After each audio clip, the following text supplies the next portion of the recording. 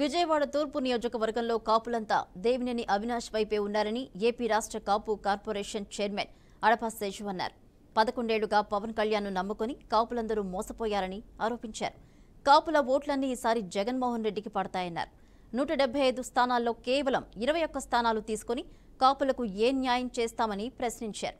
33 మంది కాపులకు ఎమ్మెల్యే టికెట్లు ఇచ్చి నిలబెట్టిన ఘనత వైఎస్ జగన్దని కొనియాడారు.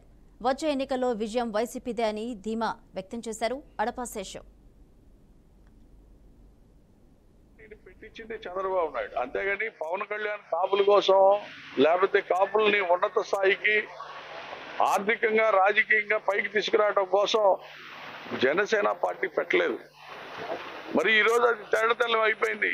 ఈ రాష్ట్రంలో ఆయన ఏ ఒక్క కాపు సోదరుడికి కూడా ఒక సీటు ఇప్పించలేని పరిస్థితిలో పవన్ కళ్యాణ్ ఉన్నాడు అంటే కాపులు సిగ్గుచేటుకు తలంచుకునేటువంటి పరిస్థితి.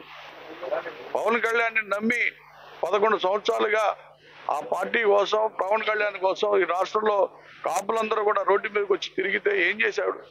చంద్రబాబు నాయుడికి అమ్మేసినటువంటి పరిస్థితి ఈరోజు తేటతెల్లం అయింది. కాబట్టి రాష్ట్రంలో ఉన్నటువంటి ప్రతి ఒక్క కాపు సోదరుడు కూడా జగన్మోహన్ రెడ్డి గారి గెలుపు కోసమే రేపు ప్రయత్నం చేస్తారని మీ ద్వారా నేను తెలియజేస్తా ఉన్నా.